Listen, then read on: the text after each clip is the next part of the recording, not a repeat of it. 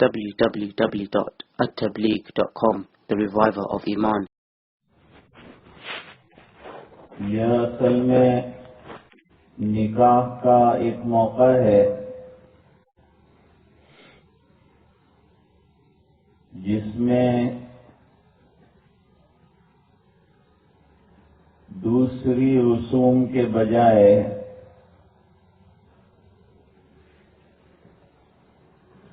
اور شیطانی ریکارڈنگ کے بجائے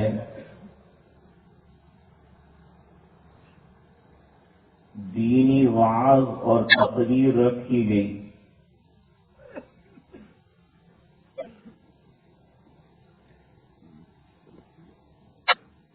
تاکہ یہ نکاح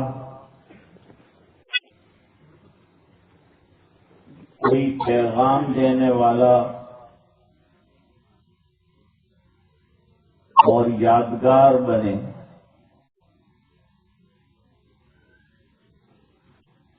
اور یادگار بھی اچھی یادگار۔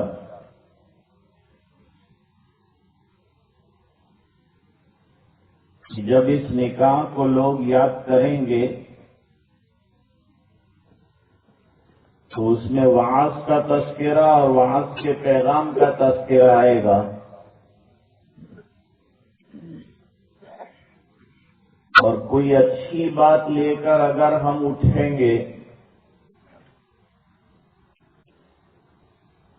تو یقیناً یہ سعادت کا ذریعہ بھی بن جائے گا، اجر کا ذریعہ بھی بن جائے گا۔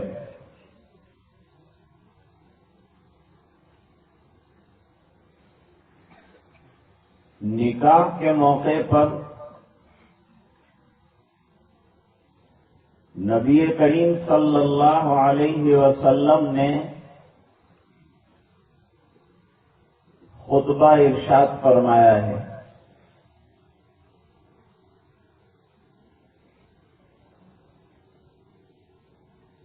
خطبے کے بغیر بھی نکاح ہو جاتا ہے، لیکن خطبہ مسنون ہے اور نکاح بھی مسنون ہے۔ نکاح یہ سنت انبیاء کرام بھی ہے اور ہمارے پیارے آقا جناب رسول اللہ صلی اللہ علیہ وسلم کی پیاری سنت بھی۔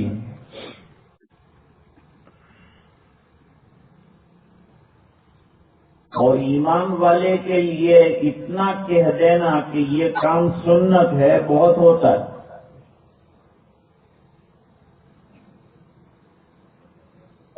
کیونکہ ایمان والا نبی کا عاشق ہے تو نبی کی اداؤں کا اور آپ کے افعال اور اعمال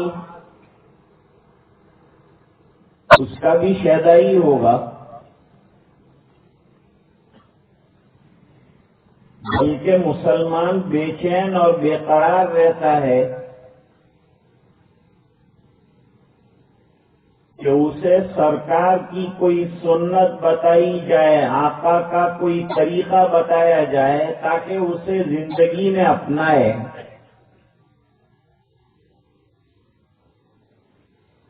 سنتوں کا تذکرہ اس لیے ہوتا ہے، وعظ اس لیے ہوتا ہے کہ اس کی اچھی باتوں کو اپنایا جائے، جیسا کہ قرآن کریم میں ہے۔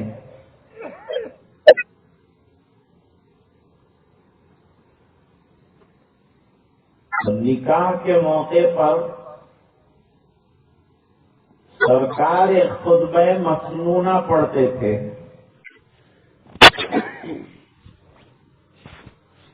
جس میں زیادہ تر قرآن کریم کی آیات ہوتی تھیں اور احادیث مبارکہ اب ملائی جانے لگی، بعد میں ملائی جانے لگی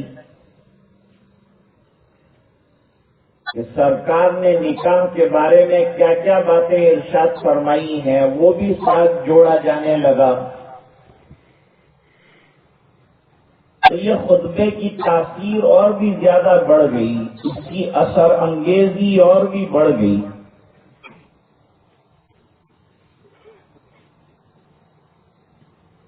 لیکن افسوس کی بات یہ ہے کہ ہم میں سے اکثر کو نکاح کے خطبے میں کیا کہا جاتا ہے یہ پتہ نہیں ہے۔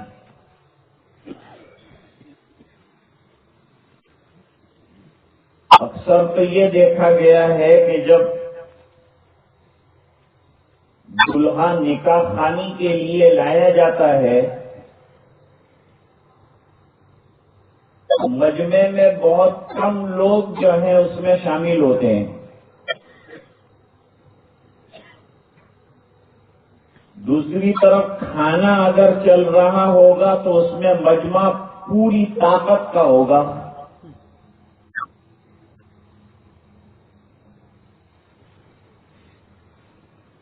ایک صاحب سے میری گفتگو ہو رہی تھی، انہوں نے کہا شادی نام ہے کھانے کا۔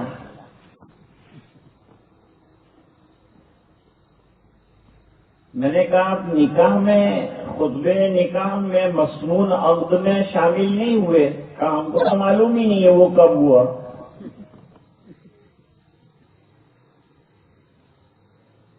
حالانکہ کھانا جو ملتا ہے وہ تو اس کے نتیجے میں ملتا ہے، اور جو اصل چیز ہے وہ یہ سنت کو ادا ہوتے ہوئے دیکھنا ہے۔ اس میں لوگ غفلت سے کام لیتے ہیں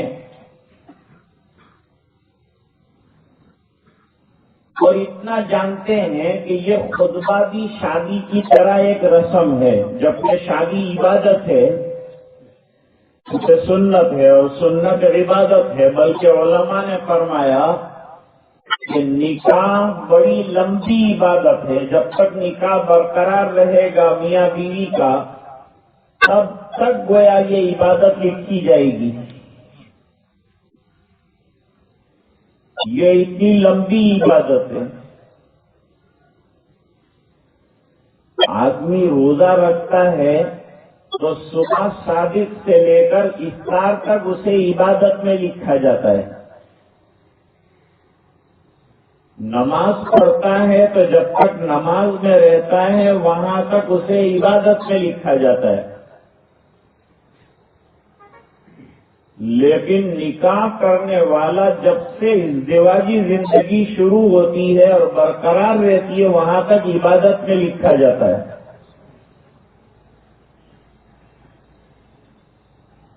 لیکن لوگ اسے رسم سمجھتے ہیں، عبادت سمجھتے ہی نہیں ہیں۔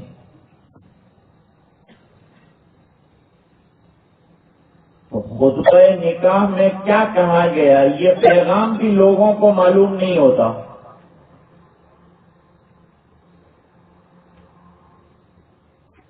جیسے جمعہ کے دن جو خطبہ دیا جاتا ہے، ہم میں سے بہت کم لوگ ہیں جو کبھی امام صاحب کو پوچھتے ہوں گے کہ آپ نے آج خطبے میں کیا سنایا، حالانکہ اس میں اتنا اہم پیغام ہوتا ہے ہر جمعہ کو، اتنا ضروری پیغام ہوتا ہے، پوچھنا چاہیے اور جو عمل کے لائق ہوتا ہے۔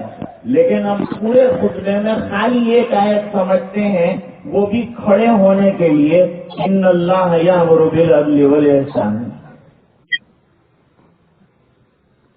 لوگ سمجھتے یہ کھڑے ہونے والی آیت آئی۔ میں نے کہا یہ آیت میں اتنی طاقت ہے کہ امت اگر حقیقت میں اس عمل پر کھڑی ہو جائے تو اس کا بیڑا پار ہو سکتا ہے۔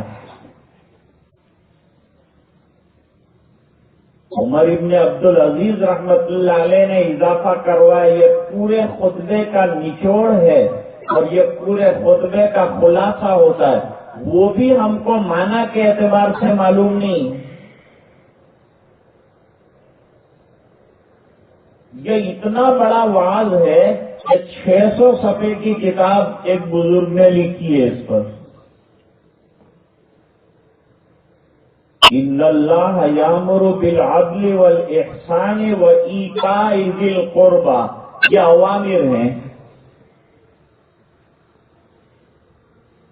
وَيَنْهَى عَنِ الْفَحْشَاءِ وَالْمُنْكَرِ وَالْبَغْيِ، یہ نواہی ہیں. تو اوامر اور نواہی دونوں کا مشرن ہے اور مکسچر ہے، جو یہ آیت کریمہ کے اندر زبردست طریقے پر سنایا جاتا ہے. کم سے کم اس کا ترجمہ تو پوچھ لیتے کہ بھئی یہ آخری آیت جس کو سن کر ہم لوگ کھڑے ہو جاتے ہیں، اس میں کیا کہا گیا ہے؟ شاید آپ کہیں گے کہ یہ عربی میں ہے تو ہماری مجبوری ہے.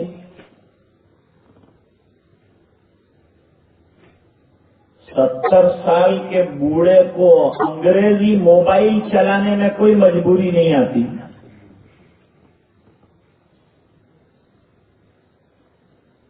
ستر سال کے بوڑھے کو کمپیوٹر پر اپنی انگلیاں چلانے میں کوئی تکلیف نہیں ہوتی، اور اگر تکلیف ہوتی ہے تو عربی سمجھنے میں ہوتی. حالانکہ نبی کریم صلی اللہ علیہ وسلم نے فرمایا کہ زبان عربی کو سیکھو، اس بنا پر کہ میں عربی ہوں. جنتیوں کی زبان عربی ہے اور قرآن عربی میں ہے. یہ تینوں نسبت سے کم ہم کو عربی سے محبت ہونی چاہیے. اگر سرکار سے محبت ہے تو سرکار کی زبان سے محبت ہونی چاہیے، اور محبت کا تقاضا یہ ہے کہ اس کو سیکھنا چاہیے. اوپر سے یہ فرمایا کہ یہ آسان بھی بہت ہے. قرآن عربی میں ہے، اور اللہ تعالیٰ فرماتے ہم نے پڑھنے کے اعتبار سے اور یاد کرنے کے اعتبار سے قرآن کریم کو آسان بنایا ہے. وَلَقَدْ يَسَّرْنَا الْقُرْآنَ لِلذِّكْرِ فَهَلْ مِن مُّدَّكِرٍ. ہم نے قرآن کریم کو انتہائی طور پر آسان بنایا ہے. یہی تو وجہ ہے کہ 6 سال کا بچہ بھی قرآن کریم یاد کر سکتا ہے، اور اگر کوئی 60 سال کا بوڑھا طے کر لے کہ مجھے قرآن کریم حفظ کرنا ہے تو اس کو بھی حفظ ہو جائے گا. صحابہ کرام نے بڑی بڑی عمروں کے اندر قرآن کریم یاد کیا ہے. تو عرض یہ کر رہا تھا کہ یہ خطبہ جو پڑھا جاتا ہے اس کو بہت توجہ سے سننا چاہیے. اس لیے علماء نے لکھا کہ کوئی بھی خطبہ ہو اس کے درمیان میں گفتگو کرنا منع ہے. یہ حکم خطبہ نکاح کا بھی ہے اور یہ حکم خطبہ جمعہ کا بھی ہے. یہاں تک کہا کہ اگر کوئی آدمی بہت دور بیٹھا ہے جمعہ کے خطبے میں اور آواز اس کو نہیں پہنچ رہی ہے تب بھی اس کے لیے خاموش رہنا ضروری ہے. بیچ میں گفتگو کرنے کو لغو و کلامی قرار دیا. یہاں تک کہ کوئی کلام کرتا ہو تو اس کو روکنے کے لیے خود ہمیں کلام کرنے سے بھی منع کیا ہے. کیا پیغام ہے؟ نکاح میں جو خطبہ پڑھا جاتا ہے اس میں 3 آیات مبارکہ پڑھی جاتی ہیں. یہ 3 آیات مبارکہ میں ماحصل کیا ہے اور مضمون اصلی کیا ہے اور خاص پیغام جو آنے والے تمام لوگوں کو دیا جاتا ہے وہ کیا ہے. وہ علماء فرماتے ہیں کہ خطبے میں جتنی آیات ہیں ان میں 5 مرتبہ تقویٰ کا حکم آتا ہے. 5 مرتبہ کہا جاتا ہے اللہ سے ڈرو، اللہ سے ڈرو، اللہ سے ڈرو۔ اس کا مطلب یہ ہوا کہ اللہ کا ڈر بڑی چیز ہے۔ اللہ کا ڈر اتنی بڑی چیز ہے کہ اس کو نکاح کے موقع پر لڑکی والے، لڑکے والے اور ان کے رشتہ دار آنے والے اور جتنے متعلقین ہیں ان تمام کو پیغام دیا جا رہا ہے، جن میں بزرگ بھی ہوں گے اور بڑی عمر کے لوگ بھی ہوں گے اور علماء بھی ہوں گے اور سب ہوں گے۔ اس کا مطلب یہ ہے کہ یہ پیغام ایسا ہے جس کی ضرورت ہر ایک کو ہے، تو اس موقع پر جو پیغام دیا جاتا ہے وہ سب کی ضرورت کا پیغام ہے، لیکن لوگ اس پر توجہ نہیں دیتے۔ سب کے لیے اہم پیغام ہے، بڑا امپورٹنٹ میسج ہے اس موقع پر جو دیا جاتا ہے۔ اب اللہ کا ڈر یہ چیز کیا ہے؟ ایک تو آدمی شیر سے ڈرتا ہے، وہ ڈرنا اس وجہ سے ہے کہ وہ موذی جانور ہے، ہم کو پھاڑ کھائے گا، اس بنا پر اس سے ڈرتے ہیں۔ یہ ڈرنا مراد نہیں ہے۔ ڈرنے سے مراد جب کسی اللہ والے سے ہم ملتے ہیں تو ہمارا دل اندر سے ڈر رہا ہوتا ہے، حالانکہ وہ اللہ والا جو ہے وہ کوئی مار نہیں دے گا، وہ کوئی آپ کو نقصان نہیں پہنچائے گا، لیکن اس کا روحانی رعب آپ کو ڈراتا ہے۔ اللہ سے ڈرنے کا مطلب یہ ہے کہ کل مر کر اللہ کے سامنے یہ پوری زندگی کا نچوڑ اور حساب آنے والا ہے اور ہمیں جواب دینا ہے، تو وہ جواب دہی کے بارے میں ڈرنا، یہ ڈرنا مراد ہے کہ میں جو کروں گا مجھے جواب دینا پڑے گا، میں جو بولوں گا جواب دینا پڑے گا، جو عمل کروں گا جواب دینا پڑے گا، زندگی کے ایک ایک لمحے کا مجھے حساب دینا پڑے گا۔ یہ خیال اور یہ یقین جو ہے اس کا نام اصل میں ڈر ہے، یہ ڈر مراد ہے۔ ایک بزرگ نے تو بہت اچھی بات کہی، انہوں نے فرمایا کہ تقویٰ اصل میں نام ہے گناہوں کا غم کھائے جانے کا۔ گناہ سر پر آ جائیں اور گناہ کی دعوتیں ملنا شروع ہو جائے اور آدمی اپنے آپ کو گناہ سے بچائے اور اس کے دل پر یہ تصور اور یہ خیال غالب ہو کہ میرا پروردگار مجھے دیکھ رہا ہے، میرا رب دیکھ رہا ہے، اور اگر کروں گا تو میں اللہ کو کل جواب کیا دوں گا، میں حساب کیا دوں گا۔ تو گناہوں کا غم کھا جانا اور گناہوں کا غم کھا کر وہ گناہ چھوڑ دے گا۔ حدیث شریف میں ایک مضمون بیان ہوا ہے، نبی کریم صلی اللہ علیہ وسلم نے فرمایا 7 قسم کے لوگ قیامت کے دن اللہ تعالی کی خاص رحمتوں میں ہوں گے۔ یہ حصر نہیں ہے، ساتھ میں دوسری جگہ عرش کا سایہ، اور کن کن لوگوں کو ملے گا، تقریباً 40 سے زائد لوگوں کا تذکرہ ہے۔ لیکن یہ جو مشہور حدیث ہے اس میں 7 کا تذکرہ کیا گیا ہے کہ 7 قسم کے لوگ ایسے ہیں جن کو اللہ تعالی اپنے عرش کے سائے میں یعنی اپنی خاص رحمتوں میں رکھیں گے۔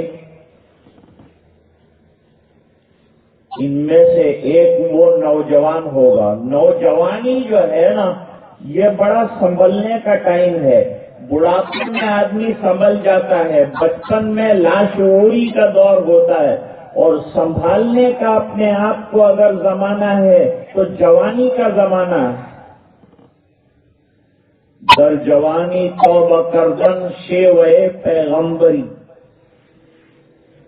جوانی میں آدمی کا توبہ کرنا اور متوجہ اللہ ہونا اور نیکیوں کا عابد اور عاشق ہونا یہ بہت بڑا کام ہے، اور اللہ کے یہاں ایسے نوجوان کی بڑی قدر ہے. اس وجہ سے اللہ تعالیٰ نے قرآن کریم میں 2 جگہ پر نوجوان بزرگوں کا تذکرہ کیا ہے. ایک سورہ کہف میں اصحاب کہف تمام جوان تھے. انہم فتیۃ آمنوا بربہم وزدناہم ہدی. دیکھیے وہاں یہ فرمایا ہے کہ وہ سب نوجوان تھے اور اللہ نے ان کو اپنے ڈر اور ہدایت کی توفیق عطا فرمائی تھی، اور ان کی ہدایت میں اضافہ ہو رہا تھا. جب ان کا تقوی بڑھا تو ان کی ہدایت بھی بڑھ گئی، ان کا اللہ سے ہونے کا یقین جو تھا وہ بھی بڑھ گیا. جب آدمی اپنی طرف سے کوششیں کرتا ہے، ہمتیں کرتا ہے، تو اللہ کی طرف سے نصرتیں کی جاتی ہیں، اللہ کی طرف سے مدد آتی ہے. ہم اگر اللہ کے احکام پر چلنے والے بن جائیں تو اللہ کی طرف سے ہماری مدد کا آنا طے ہے. اللہ تعالیٰ قرآن میں فرماتے ہیں ان تنصروا اللہ ینصرکم ویثبت اقدامکم. اگر تم اللہ تعالیٰ کے دین کے مددگار بن جاؤ تو اللہ تعالیٰ تمہاری ہر پل اور ہر آن مدد فرمائیں گے. غزوہ بدر میں مدد فرمائی گئی اللہ کی طرف سے. غزوہ احد میں بھی ایک درجے میں مدد ٹھہری تھی، پھر بعد میں آئی اور مدد ہوئی، اللہ کی طرف سے نصرت کی گئی.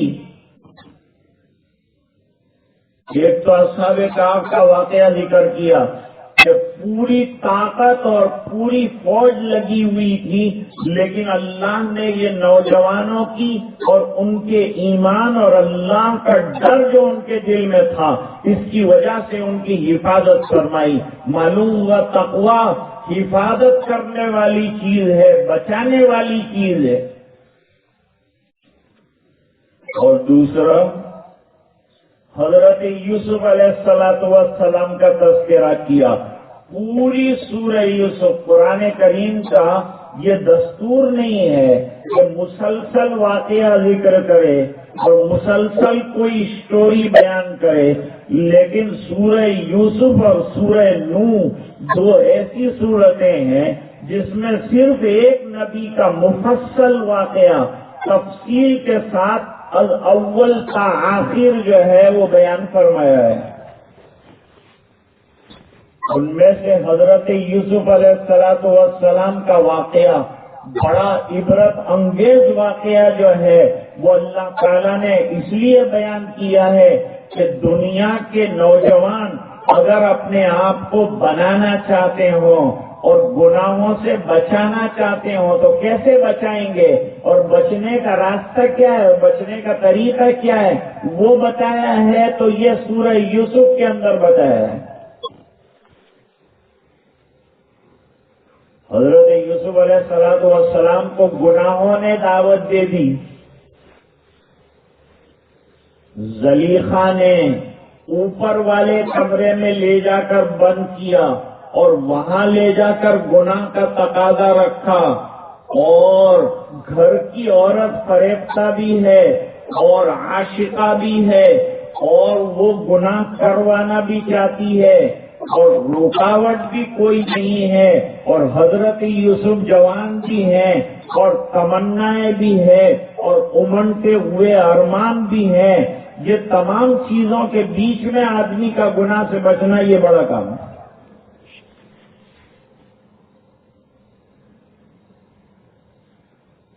دہلی میں ایک طالب علم پڑھتے تھے. وہ طالب علم مسجد کے کمرے میں رہتا تھا اور جب سبق کا وقت ہوتا تو مدرسے چلا جاتا. باقی اوقات کے اندر مسجد کے کمرے میں رہتا, مطالعہ کرتا, نمازوں کی پابندی کرتا. بڑی نعمت ہے نمازوں کی پابندی. نماز ہے ہی عظیم ترین عبادت, اور اس میں بھی ایسے سردی کے زمانے میں فجر کی نماز میں آنا یہ اور بڑی نعمت ہے. امتحان ہے, اللہ تعالیٰ سے محبت کتنی ہے اس کا امتحان جو ہوتا ہے وہ فجر کی نماز میں ہوتا ہے.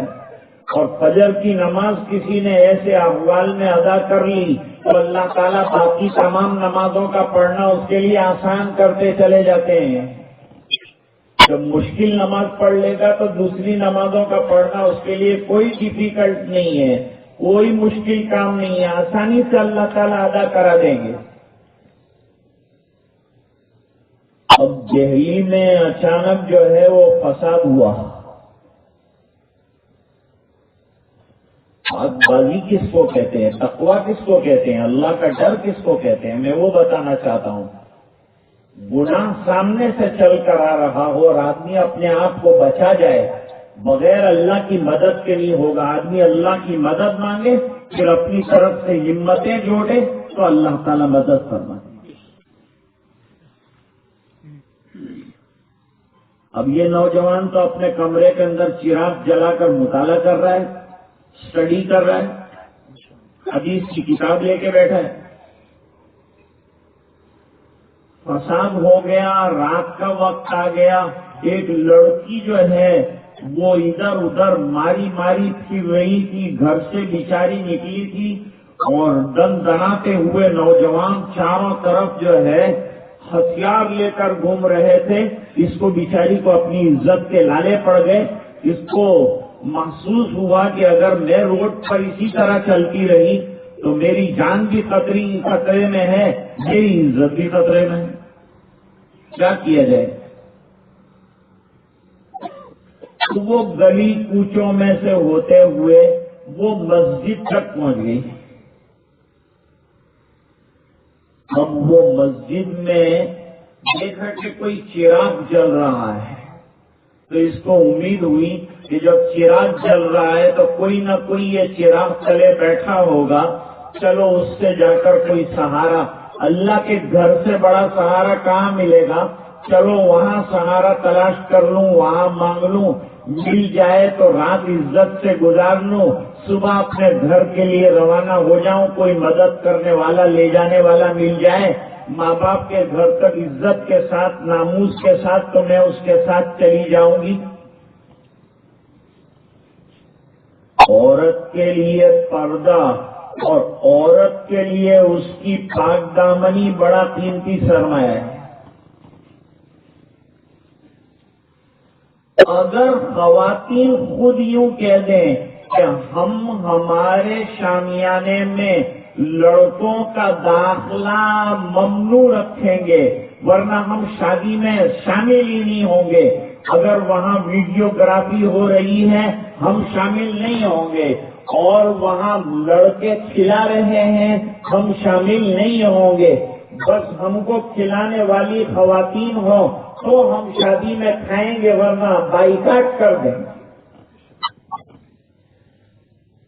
تو اگر ہمت کر کے ایسا کریں گے تو انشاءاللہ پاک دامنیاں بھی رہے گی اور ہمارے مجمع جو ہیں وہ سعادت والے رہیں گے, خیر والے رہیں گے, اور ہمارے جوان جو ہیں وہ بھی برائیوں سے بچے ہوئے رہیں گے, اور ہماری جوان بیٹیوں کی بھی پاک دامنیاں اور ان کی عزتیں بھی محفوظ رہیں گی. یہ کام تو خود خواتین کو شرط لگانے کا ہے اور کرنے کا ہے کہ ہمارا شامیانہ چاروں طرف سے بند ہونا چاہیے, کسی غیر محرم کی اندر نظر نہیں پڑنی چاہیے, اور کوئی غیر محرم کھلانے کے بہانے سے بھی اندر داخل نہیں ہونا چاہیے. یہ تو 100% ہم کو کرنا ہے، اور ہم نہیں کریں گے تو کون کرے گا؟ یہ کام ہم کو کرنا ہے، اور ہماری ماں بہنوں کو اس کے اندر بڑھ چڑھ کر حصہ لینا ہے۔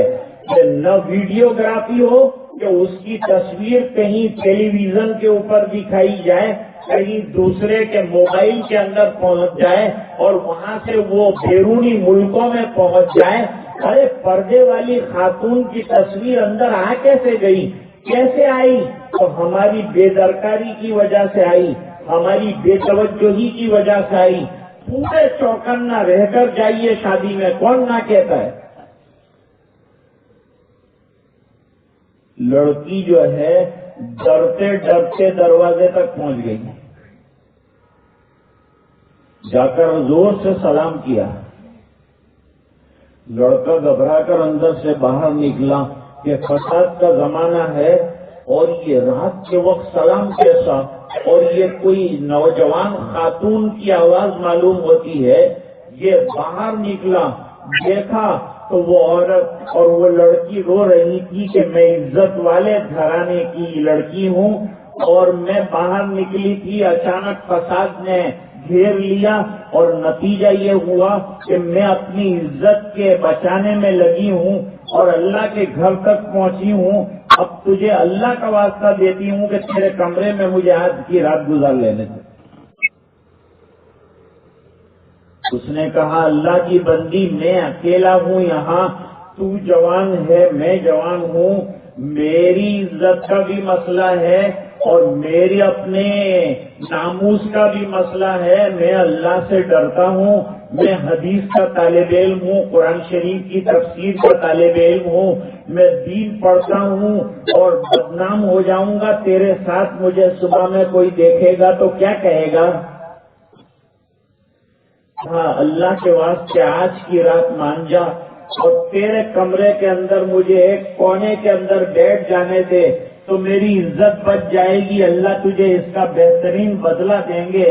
اس لیے تو اللہ کے واسطے اتنا کر لے، میں ہاتھ جوڑتی ہوں، پیر جوڑتی ہوں، معافی مانگتی ہوں، مجھے نہیں آنا چاہیے، گفتگو بھی تیرے ساتھ نہیں کرنا چاہیے، لیکن یہ مجبوری کے درجے میں کر رہی ہوں۔ لڑکا مجبور ہو گیا، اس کی عاجزی دیکھی، اس کی یہ بے قراری دیکھی، اور یہ جو حالات تھے وہ بھی لڑکے کے سامنے تھے۔ اس نے کہا اچھی بات ہے، میں کمرے سے باہر نکل جاتا ہوں، تو کمرے کے اندر لیٹ جا۔ اس کو لے جا کر کمرے کے اندر لیٹا دیا۔ اب کمرے میں جا کر وہ لیٹ گئی۔ اس نے اپنی کتابیں اور اپنا رحل اٹھایا اور اٹھا کر یہ باہر آ گیا، اور باہر آ کر اس نے چراغ دوبارہ ٹھیک کیا اور اپنا پڑھنا شروع کر دیا۔ اب وہ لڑکی کروٹیں بدل رہی ہے، ایسے اجنبی ماحول میں اس کو بھی یہ ڈر ہے کہ لڑکا خدا نخواستہ کیسا ہے کیسا نہیں کیا معلوم، کیا ہوگا، میری رات کس اعتبار سے گزرے گی، عزت کے ساتھ گزرے گی یا میری عزت پارا پارا ہو جائے گی۔ لڑکی بھی بیچاری کانپ رہی ہے پتے کی طرح، کروٹیں بدل رہی ہے، لیکن کروٹیں بدلنے میں اس نے ایک واقعہ دیکھا۔ واقعہ اس نے عجیب دیکھا کہ وہ لڑکا جو ہے پڑھتے پڑھتے اپنی انگلی جو ہے وہ چراغ کے اندر رکھتا ہے اور جلدی سے ہٹا لیتا ہے۔ سوچا یہ کوئی اس کا عمل ہوگا؟ بعد میں جو ہے تھوڑی دیر کے بعد دوبارہ کروٹ بدل کر دیکھا تو دوسری انگلی جو ہے وہ چراغ کے اندر جلا رہا ہے۔ پھر رات کو کروٹ بدل کے دیکھا، تیسری انگلی بھی جلا رہا ہے۔ اب لڑکی کی بے چینی بڑھ گئی کہ یہ لڑکے کو کیا ہوا ہے، چراغ کے اندر اپنی انگلی دھرتا ہے، واپس باہر نکالتا ہے، آہیں بھرتا ہے، کتاب دیکھتا ہے، رات گزرتی چلی جا رہی ہے، پوری رات گزر گئی اور صبح کی اذان ہو گئی، نمازی آ گئے، کمرہ کیواڑ بند کیا ہوا ہے، اور اس طالب علم نے بھی نماز پڑھ لی. لوگوں کے سامنے واقعہ رکھا کہ اس طرح سے ایک خاتون رات کے وقت جو ہے شیلٹر تلاش کرنے کے لیے اور سہارا تلاش کرنے کے لیے مسجد کے اندر آئی تھی. وہ کمرے کے اندر ہے، وہ کمرے سے نکل آئی برقع اور نقاب پوش تھی.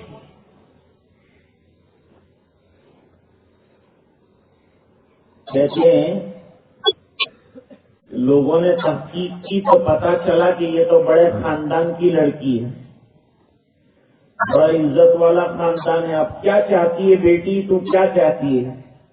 کہا رات کو تو اللہ نے میری عزت بچا دی، یہ طالب علم نے مجھے سہارا دے دیا کمرے کے اندر، اب میں چاہتی ہوں کہ مجھے گھر پہنچا دیا جائے. تو کہا یہ طالب علم ہی تجھے گھر بھی پہنچا دے گا. کہا کوئی بات نہیں، میں اس کے ساتھ گھر جانے کے لیے تیار ہوں.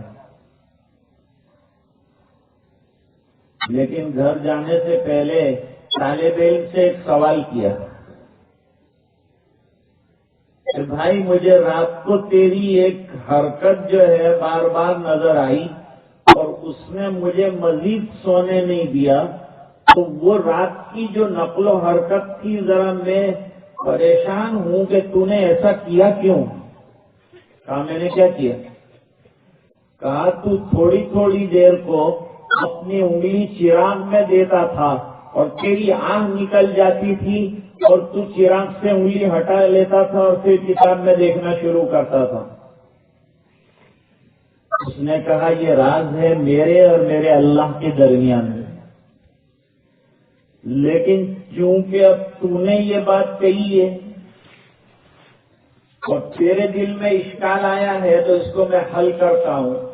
بات اصل میں یہ ہے کہ تجھے دیکھا تو تیرے لیے میرے نفس نے شرارت اندر سے شروع کی. جب میں پڑھنے کے لیے بیٹھا تو نفس اور شیطان نے مل کر کوششیں شروع کر دی کہ تیرے ساتھ جو ہے بدکاری کرنے کا بہترین موقع ہے، تجھے بھی بے بسی کا عالم ہے، مجھے بھی روکنے والا کوئی نہیں. نفس جو ہے بار بار اندر سے مجھے اکساتا تھا کہ اللہ کے بندے اتنا اچھا موقع ملا ہے، اتنی حسین لڑکی آئی ہے تو اس سے فائدہ اٹھا لیں. جب جب نفس اندر سے زور کرتا تھا تو میں اپنی آپ سے کہتا تھا کہ ٹھہر جائے نفس، پہلے میں اپنی انگلی کو چراغ میں ڈالتا ہوں. چراغ میں میری انگلی اگر 1 منٹ سے زیادہ ٹھہر جائے گی تو میں تجھے گناہ پر تیار کروں گا، اور اگر نہیں ٹھہرے گی تو میں گناہ نہیں کروں گا. اس بنا پر کہ جب دنیا کی چراغ کی ہلکی سی آگ برداشت نہیں ہوتی تو اتنا بڑا گناہ کرنے کے بعد جہنم کی 70 گنا تیز آگ کیسے میں برداشت کر سکتا ہوں؟ تقاضا بار بار ہوتا تھا، ہر بار نئی انگلی ڈالتا تھا، ہر بار اس طرح سے میں نے نفس کے ساتھ لڑائی میں اور مجاہدے کے اندر اپنی رات گزار ڈالی، اور اللہ نے یہ لڑائی میں اپنے فضل سے میرے ہمت کی وجہ سے کامیابی عطا فرمائی کہ تیری عزت کو آج بھی نہیں آئی. اب تو مجھے بڑا تسلی اور اطمینان ہو گیا، اب چل مجھے گھر پر چھوڑ دے.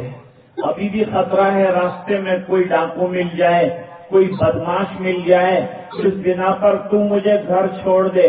کہا کوئی بات نہیں، میں آگے چلوں گا، تو پیچھے چلتی رہے گی، اور جہاں کوئی موڑ آ جائے وہاں پتھر پھینک دینا، میں مڑ جاؤں گا.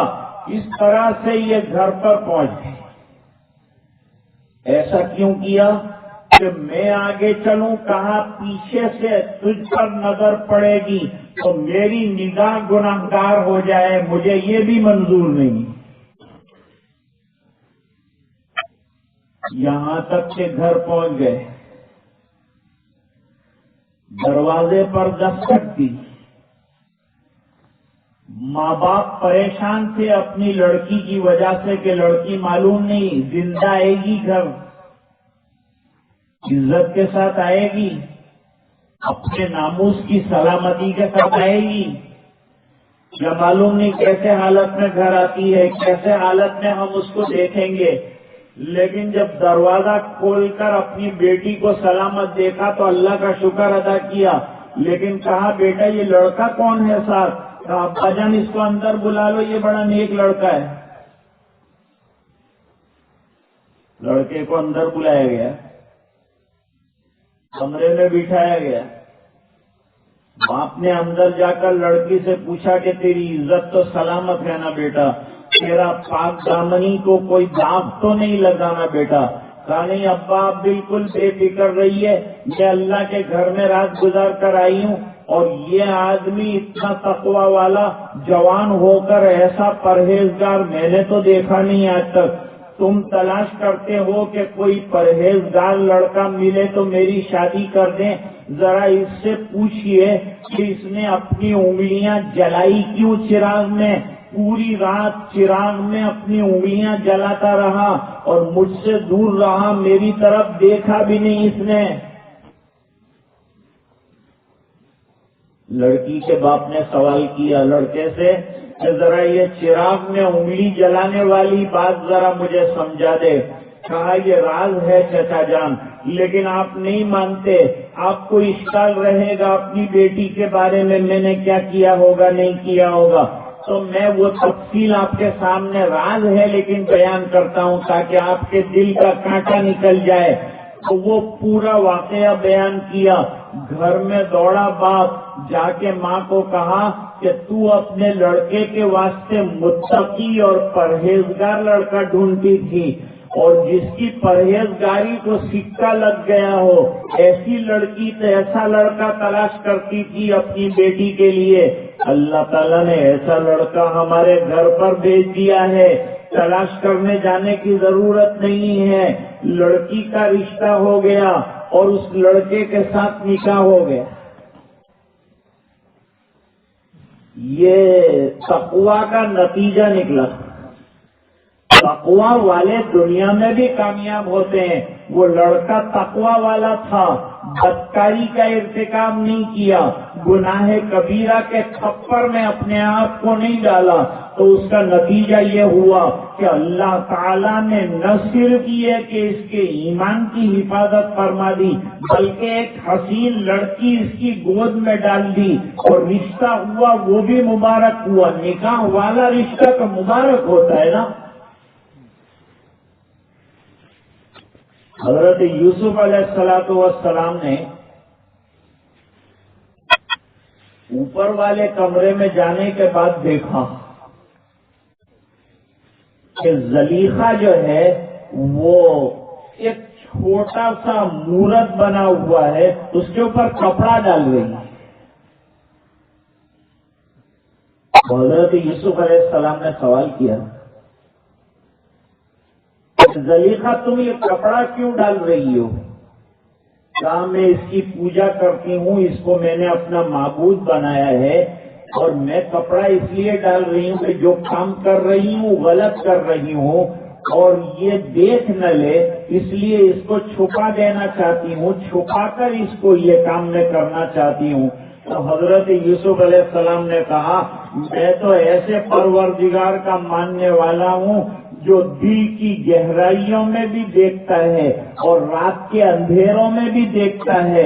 اصل میں متقی اور پرہیزگار وہ ہے جو رات کے وقت بھی اللہ سے ایسا ڈرتا ہو جیسے کہ لوگوں میں بدنام ہو جانے کے ڈر سے دن کو ڈرتا ہو، اس کو متقی کہتے ہیں۔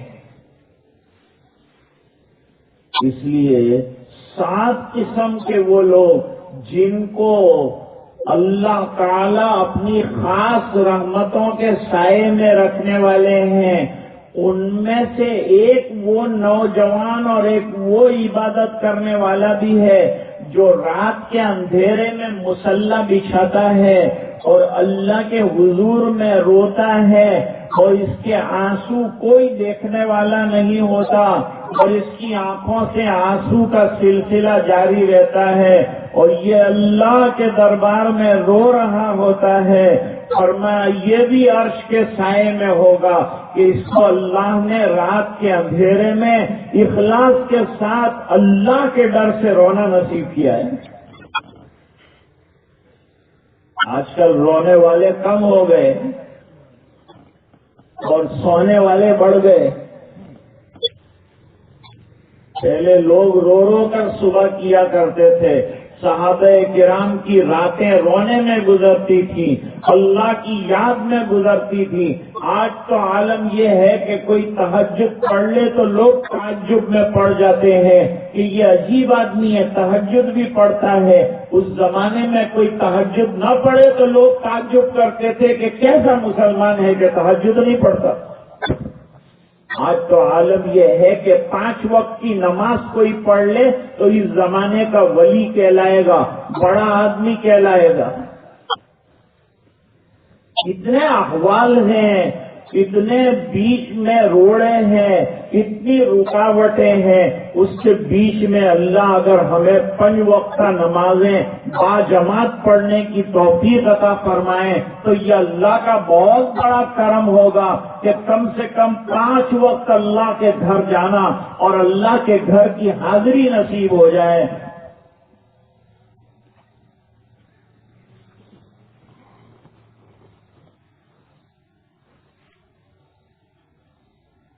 عرض کر رہا تھا کہ حضرت یوسف علیہ السلام نے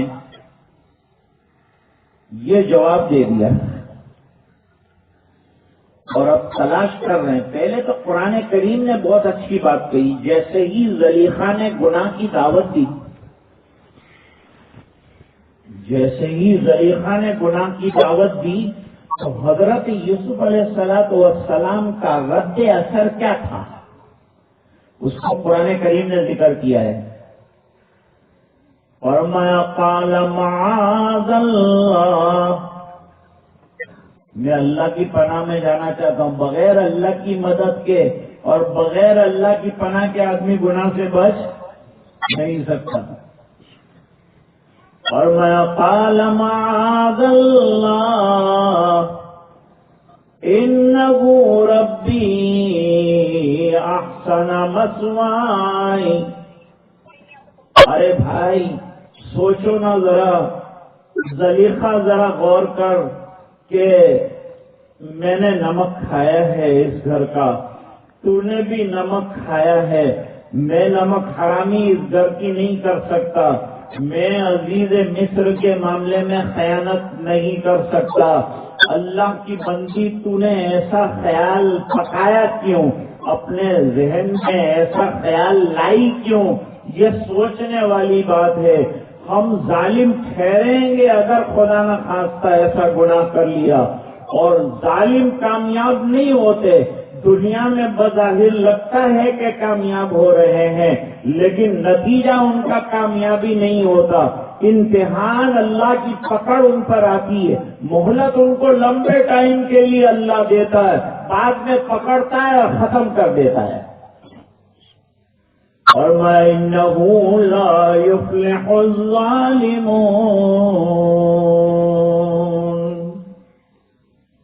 بہت ورغلانے کی کوشش کی زلیخا نے۔ اب حضرت یوسف علیہ السلام نے دروازہ دیکھا، بند دروازوں کی طرف دوڑنا شروع کیا۔ علماء لکھتے ہیں آدمی گناہ سے بھاگنا شروع کرے تو اللہ راستے دینا شروع کرتے ہیں۔ جب دوڑنا شروع کیا تو دروازہ کھلتا چلا گیا، نیچے تک پہنچ گئے۔ اللہ تعالیٰ نے حفاظت فرمائی۔ دنیا کے نوجوان اگر اپنی زندگیاں گزارنا چاہتے ہیں ناموس کے ساتھ تو ان کے سامنے حضرت یوسف علیہ السلام والا واقعہ ہونا چاہیے۔ قرآن کریم نے دنیا کے جوانوں کو اپنی عزتیں بچانے کے لیے اور اپنے ناموس کی حفاظت کے لیے کیا طریقہ کار اختیار کرنا چاہیے، کیا تدبیر اختیار کرنی چاہیے، اس کا طریقہ سورہ یوسف نے بتلایا ہے۔ تو 7 قسم کے لوگ عرش کے سائے میں ہوں گے، اس کا مطلب یہ ہے کہ اللہ کی اسپیشل رحمتوں کے اندر ہوں گے۔ یہ 7 قسم کے لوگ، ان میں ایک وہ نوجوان بھی ہوگا کہ جس کو ایک خاندانی اور خوبصورت عورت نے گناہ کی دعوت دی، لیکن اس نے یہ کہہ کر کے رد کیا کہ میں اللہ سے ڈرتا ہوں، اللہ کی بندی تو بھی اللہ سے ڈر۔ بنی اسرائیل میں ایک شخص تھا، اس کا نام تھا کفل، بدکاریوں میں مشہور تھا، برائیوں میں مشہور تھا، کوئی گناہ نہیں چھوڑتا تھا۔ آج کل کے حالات جوانوں کو گناہ کی طرف لے جا رہے ہیں، چیزیں ایسی ہاتھ میں آ گئی ہیں کہ آدمی کا نیک رہنا مشکل ہے اور گناہ کی طرف بڑھنا آسان ہے۔ گناہ چاروں طرف سے دعوت دیتے ہیں، جہاں موبائل کا بٹن دبایا تو گناہ ابھر کر اندر آنا شروع ہو جائیں گے اگر اللہ والے سے وابستہ نہ رہے، اگر اپنے آپ کو کنٹرول نہیں کیا، اگر اپنے آپ کو نیک صالح نہیں بنایا، اپنے دل دماغ کو ٹھکانے نہیں رکھا، اپنے نفس کے اوپر پتھر نہیں رکھا، تو یہ آپ کو گناہ کے راستے پر لے جانے میں دیر نہیں لگائے گا۔ گناہوں سے بچ جائیں، موجودہ دور میں یہ بڑا کمال ہے۔ جیسے کہ گاڑی میں آدمی ایکسیڈنٹ سے بچ کر گھر پہنچ جائے، وہ بہت بڑا کمال ہے۔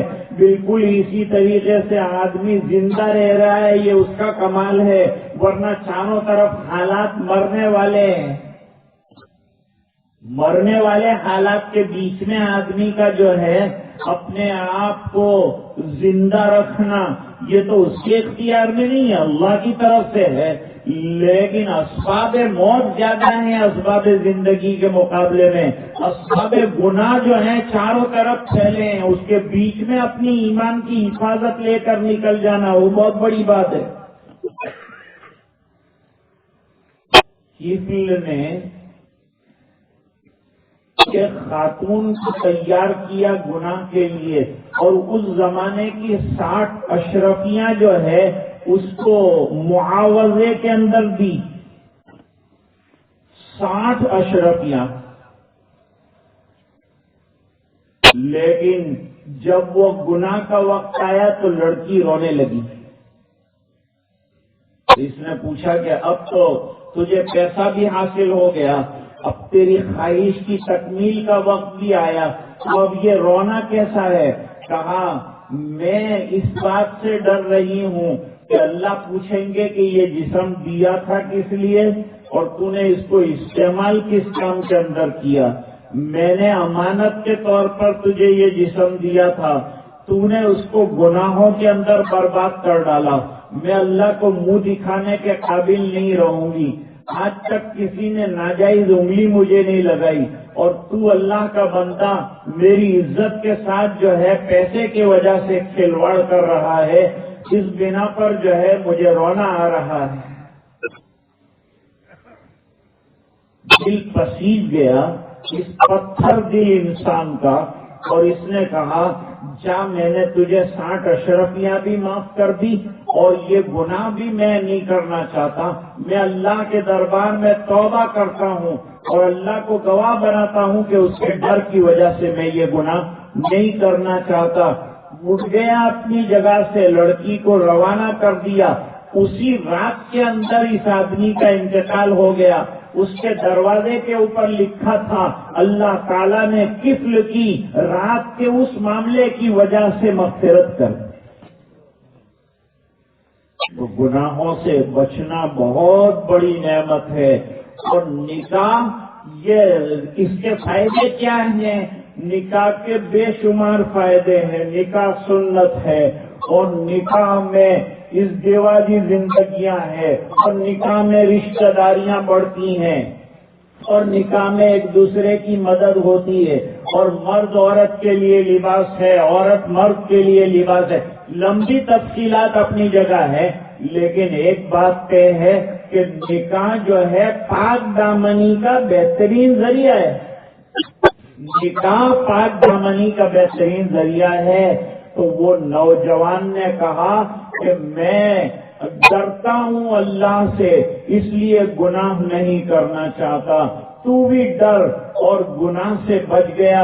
اللہ تعالی نوجوانی میں اپنے نفس پر قابو پانے کی وجہ سے اور اللہ کے ڈر کی وجہ سے، گناہ نہ کرنے کی وجہ سے اس کو عرش کے سائے میں یعنی اپنی خاص رحمت کے اندر جگہ دینے کا وعدہ فرماتے ہیں. کوئی کہے اتنا بڑا انعام کیوں ملا؟ تو اس نے قربانی بھی اتنی بڑی دی ہے، اس بنا پر انعام بھی اللہ نے اتنا بڑا دیا. امتحان لیتے ہیں، کامیابی پر انعام بھی اسی شان کے ساتھ دیتے ہیں. آج مجھے حکم تھا کہ چند منٹ آپ کے لیے جائیں، تو عمران بھائی کے حکم پر جو ہے یہاں حاضری ہوئی اور نکاح کو اللہ تعالیٰ جو ہونے والا ہے مبارک فرمائے. تمام تقریبات جو ہیں خیر اور عافیت کے ساتھ مکمل ہوں اور ہر قسم کی پریشانیاں اور غیر دینی اور اسلامی طریقوں سے اللہ تعالیٰ پوری ملت اسلامیہ کی حفاظت فرمائے. اللہ تعالیٰ ہمارے نکاحوں کو سادہ بنائے اور سستا بنائے، اس بنا پر کہ جتنا نکاح کو آپ سستا بنائیں گے زنا مہنگا ہوگا، اور جتنا نکاح کو مہنگا کریں گے اتنا زنا سستا ہوگا. سماج جو ہے برائیوں کی طرف جائے گا. اس لیے سماج اور ہماری اسلامی سوسائٹیوں کو گناہوں سے اگر بچانا ہو، ہمارے نوجوانوں کو گناہوں سے بچانا ہو، تو سادگی کے ساتھ کم خرچوں میں جلد سے جلد نکاح کی تقریبات کو منعقد کرنا چاہیے، جیسا کہ احادیث سے بھی اس بات کا پتہ چلتا ہے. اللہ تعالیٰ ہونے والی تقریب کو مبارک فرمائے، باعث خیر و برکت بنائے اور نیک ذریت کے آنے کا ذریعہ فرمائے. وآخر دعوانا الحمدللہ رب العالمین. اللہم صلی علی سیدنا محمد وعلی آل سیدنا محمد صلاۃ تنجینا بہا من جميع الأحوال والآفات وتقضي لنا بها جميع الحاجات وتطهرنا بها من جميع السيئات ترفعنا بها عندك أعلى الدرجات وبلغنا بها أقصى الغايات من جميع الخيرات في الحياة وبعد الممات إنك على كل شيء قدير. اللهم احسن عاقبتنا في الأمور كلها وأجرنا من خزي الدنيا وعذاب الآخرة. اللهم نور قلوبنا بنور القرآن وزين أخلاقنا بنور القرآن وادخلنا الجنة بالقرآن ونجنا من النار بالقرآن. اللهم انصر الإسلام والمسلمين، اللهم أيد الإسلام والمسلمين، اللهم ثبت الإسلام والمسلمين. اللهم اغفر لأمة محمد صلى الله عليه وسلم، اللهم ارحم أمة محمد صلى الله عليه وسلم، اللهم تجاوز عن أمة محمد صلى الله عليه وسلم. اللهم أكرم أمة محمد صلى الله عليه وسلم، اللهم شرف أمة محمد صلى الله عليه وسلم. اے اللہ ہمارے گناہوں کو معاف فرما، کوتاہیوں سے درگزر فرما، اپنا فضل اور کرم شامل حال فرما، رحم کے اور کرم کے فیصلے فرما، اپنا فضل اور کرم شامل حال فرما، عافیت کا معاملہ فرما، کرم کا معاملہ فرما. اے اللہ تو ہم سے راضی اور خوش ہو جا، ہمیں اپنا بندہ بنا دے. اے اللہ اپنا ڈر ہمیں عطا فرما دے، تقوی والی زندگی عطا فرما، طہارت والی زندگی عطا فرما، پاک دامنی والی زندگی عطا فرما. اے اللہ باحیا زندگی عطا فرما، اے اللہ با اخلاق زندگی عطا فرما، اے اللہ ہدایت والی زندگی عطا فرما، اے اللہ صراط مستقیم والی زندگی عطا فرما. اے اللہ دین پر استقامت نصیب فرما، جماع نصیب فرما. اے اللہ تو ہم سے راضی اور خوش ہو جا، ہمیں اپنا بندہ بنا دے، نمازوں کا پابند بنا دے، تلاوت کا شہدائی بنا دے. اے اللہ در در کی ٹھوکریں کھا کر تیرے در پر آئے ہیں، اے اللہ اپنے دروازے سے ہمیں محروم نہ فرما، کرم کی بھیک دے دے. اے اللہ اگر تو نے معاف فرما دیا تو تیری شان میں کوئی کمی نہیں آئے گی، لیکن ہم جیسوں کی بگڑی بن جائے گی. اللہ ہماری بگڑی بنا دے، اے اللہ پوری امت کی بگڑی بنا دے. اے اللہ ہونے والے نکاح کو مبارک فرما، باعث خیر و برکت بنا، نیک ذریت کے آنے کا ذریعہ فرما۔ اللہ امت کو نکاح کی فضولیات سے بچا دے، اور اللہ سنتوں کے مطابق نکاح کرنے کی توفیق صحیح عطا فرما دے۔ اللہ زندگی میں جتنی سنتیں سرکار کی ہیں ان کو لانے کی ہمیں ہمتیں عطا فرما دے۔ اللہ دین پر ہماری زندگی گزرنے والی بنا دے۔ اللہ قرآن کریم کی تلاوت کا ذوق عطا فرما دے۔ اللہ تیرا دھیان نصیب فرما دے، تیرا ذوق، تیرا عشق اور تیری محبت عطا فرما دے۔ اے الہ العالمین، جو بیمار ہیں انہیں شفا عطا فرما، جو پریشان ہیں ان کی پریشانیاں دور فرما، جو مقروض ہیں غیر سے قرضوں کے پورا ہونے کی سبیل پیدا فرما۔ اللہ سردی کی رات میں تیرے دین کی نسبت سے تیرے بندے جمع ہوئے ہیں، اے الہ العالمین ان کا جمع ہونا قبول فرما لے۔ جو اچھی باتیں ہوئی ہیں اللہ کہنے والے کو سب سے پہلے، بعد میں اللہ سننے والوں کو عمل کی توفیق عطا فرما۔ اے اللہ دعائیں اپنے فضل و کرم حبیب پاک صلی اللہ علیہ وسلم کے تو فعل منظور فرما برحمتک یا ارحم الراحمین۔